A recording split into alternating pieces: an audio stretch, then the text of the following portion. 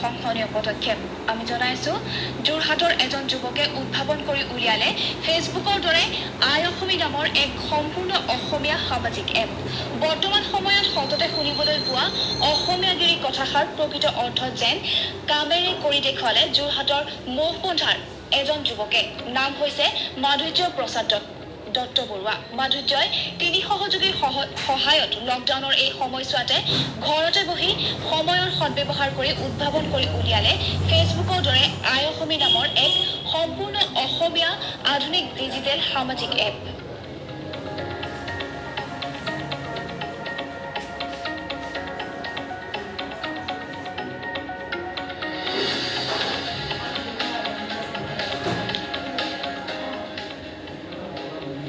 এই এপটোৰ জৰিয়তে তেওঁলোকে প্ৰচাৰ আৰু প্ৰসাৰ কৰিব অসমীয়া সমাজ ভাষা সাহিত্য সংস্কৃতি ফেচবুকৰ দৰে থাকিব ফ্ৰেণ্ড ফলোৱাৰ্ছ ইতিমধ্যে এই এপৰ গুগলৰ প্লে ষ্টৰত উপলব্ধ হৈছে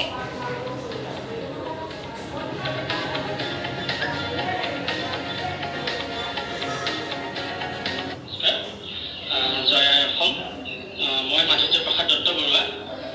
মই এইটো যেটো আই অসমী এপটো মই এইটো অসমীয়া সমাজৰ কাৰণে মই এইটো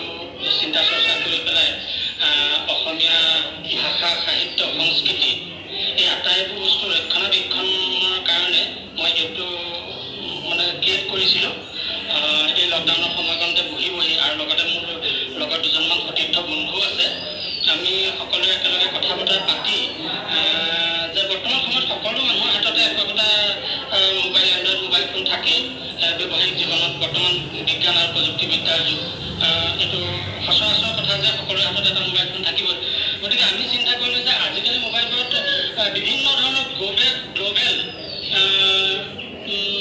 ধৰক চাইট কিছুমান সকলোৰে মোবাইলত আছে আৰু সেইখিনি চলাই আছে আৰু চলাই থাকক কিন্তু আমি ভাবিলোঁ যে এই গ্ল'বেল চাইটত আমাৰ যেন কলা সংস্কৃতি আমাৰ যেন ভাষা সাহিত্য এই বস্তুবোৰ যেন ক'ৰবাত হেৰাই গৈছে ক'ৰবাত যেন গ্ল'বেল সমাজখনত আমি আঁকোৱালি ল'বলৈ যাওঁতে আমাৰ সমাজৰ কথা বতৰা ভাৱ ভাষা ৰীতি নীতি আমাৰ বস্তুবোৰ যেন ক'ৰবাত আমি হেৰুৱাই পেলাইছোঁ মই এই এনে কিছুমান ভাৱ চিন্তাৰে আমাৰ কলা সাহিত্য সংস্কৃতি এই বস্তুবোৰকে এটা নতুন ৰূপ দিবলৈ এই ডিজিটেল মাধ্যমৰ যোগেদি প্ৰচাৰ প্ৰসাৰ কৰিবলৈকে মই চিন্তা চৰ্চা কৰি মোৰ বন্ধুসকলৰ লগত আলোচনা কৰিলোঁ দুজনমান বন্ধুৰ লগত আলোচনা কৰি পেলাই মই এই আই অসমী নামৰ যিটো ৱেবছাইট আৰু লগতে এতিয়া বৰ্তমান গুগল প্লে ষ্টৰটো আহিলে এই এপটো আই অসমী এপটো অসমীয়া সমাজৰ কাৰণে আগবঢ়াইছোঁ আৰু ইয়াৰ জন্ম দিয়া হ'ল ইয়াৰ মূল উদ্দেশ্য এয়াই যে ই অসমীয়া মানুহৰ অসম আৰু অসমীয়া মাতৃ আৰু মানুহৰ এপ হওক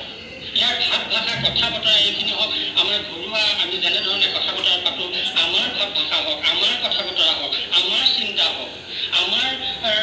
মাজৰ প্ৰত্যেকে